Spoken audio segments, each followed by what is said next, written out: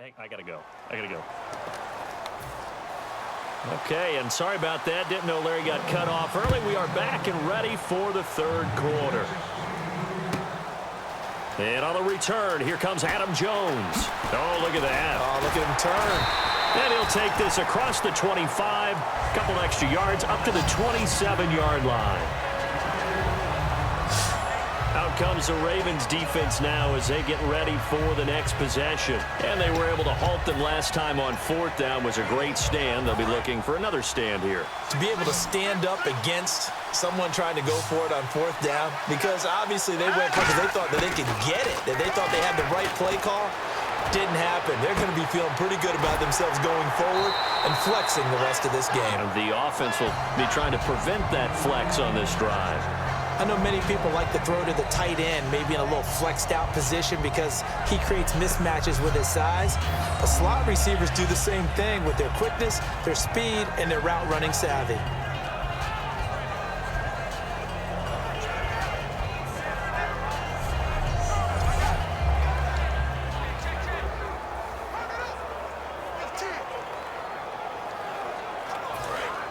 Looking to jam the receivers at the line here. Press coverage look defensively. Another pistol look here. They'll look to throw here. And his throw's going to be incomplete. Virgil Green is tight end, the intended receiver. And that'll make it 2nd and 10.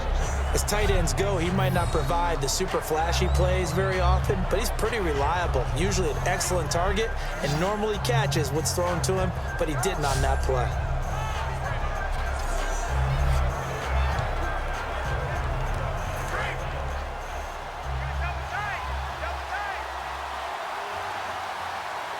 Again, we'll see the pistol here. They'll set up to throw. Left side here to Sanders. Give him 9 on the play, and that'll bring up a 3rd and 1. It is hard in zone coverage to stop a curl route because when they see it, they just try and find the open spot and sit down. Yeah, we always talk about finding the soft spot in the zone. What's the key to doing that? How do you do it? You have to read what the coverage is. Is it 2 deep? Is it 3 deep? Because then you know where the linebackers are going to drop, what spots in the field they naturally get to, and you find that open space, and then you're in sync with your quarterback. He should be reading the exact same thing, and they put the ball right on you. On every offensive coordinator, every play caller sheet, they have about 5 or 6 plays per game that they call shot plays or big plays, and you don't get many opportunities to dial them up. And whistle blown, a timeout here is taken, and it's taken by the kicking team. It's just their first, so 2 remaining as they burn one here in this third quarter.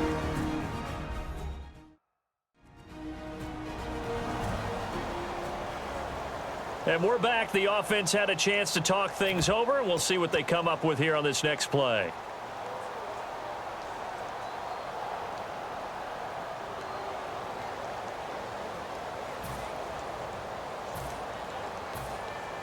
And how about this one now? In their own territory, a gutsy call.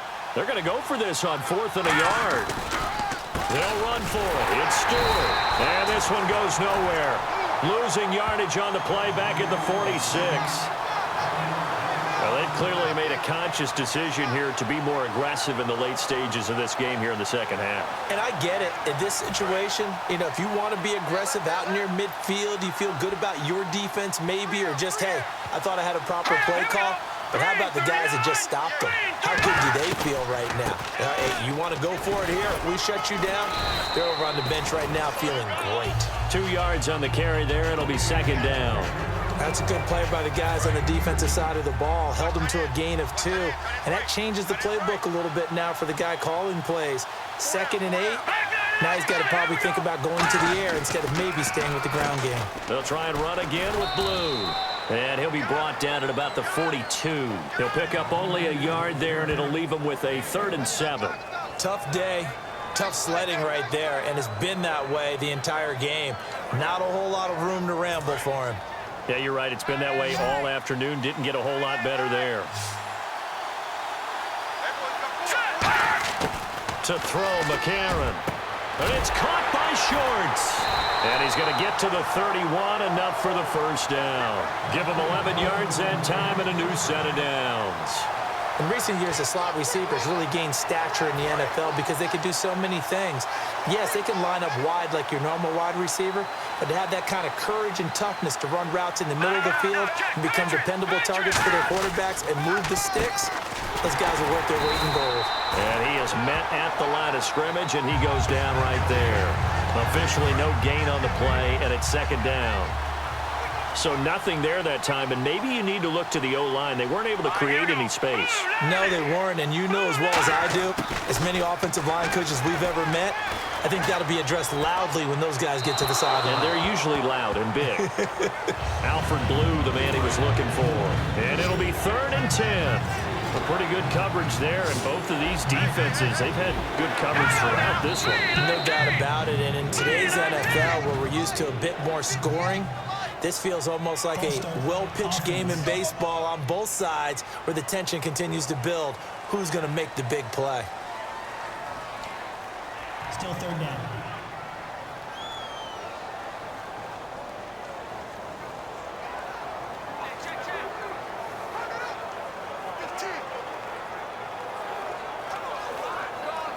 A long way to go for the offense here on 3rd down.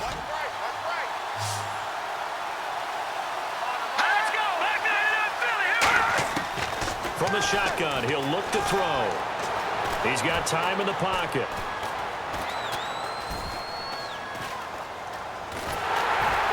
And time finally runs out. He can't get rid of the football, and he's taken down.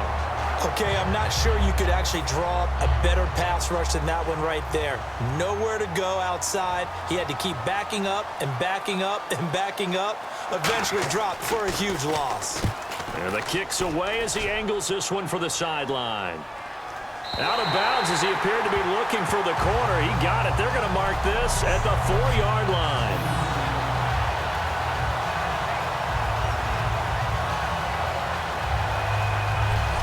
So the Broncos coming out now. And last time they were very fortunate, this offense. They went for it on 4th, turned it over in their own territory, but the other guys held up. They didn't give up any points. So how about the guy with the #1 headset on the sidelines, the head coach? That was planned going into it, not necessarily to not get the first down or to have the defense have to hold up. But he trusted his defense. Trusted his defense very much, and I think that's how he's going to play this game. Go for it, be aggressive, because I've got the wild bunch backing me up over here on my own sideline. We'll see what his offense can do. A gain of 3, second down.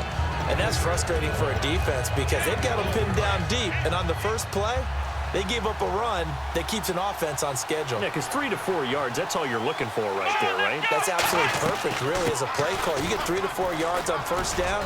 That's what they talk about us all the time, about being ahead of the chains or on target, ahead of schedule. They were after that run. Credit the tackle there to Jason Jones. And 3rd quarter here, you've got the lead. This is where that strong run game can really benefit you. Stayed in bounds there, kept the clock going. I like all the points you just made there. And if you throw the football and it's incomplete, now you've stopped the clock and you've helped out the guys on the other side of the ball. So keep it in the hands of those runners. Keep moving it. Keep grinding clock. He's got a man complete. And he's brought down after a good gain. An excellent pickup of 34 yards. So after that big gain, let's see what else the offense has up its sleeve. There will always be a place for methodically marching the ball downfield. But when you can pick it up in big chunks and strike like that, have explosive play. That's caught inside the 20. And all the way home for a Broncos score. Emmanuel Sanders, his 2nd touchdown of the afternoon. And the Broncos will extend their lead. In order to lead in a game, you're going to get plenty of contributors. But that's his 2nd touchdown catch of this game. He's one of the key guys in this one. And you better believe he'll be looking for the hat trick here as this one continues to go. And the conversion good. He's got it. So the lead swells to 16-0. So they're able to throw it in for the 2-point conversion. Sometimes that can be a risky play, but they got it. Yeah, you always have to be careful here because if you do get it intercepted, it's returned by the defense, that's 2 points for them. But he identified an open target and put it right on him. On the return, it's Niall Davis. And he'll take it up past the 25 to the 26-yard line.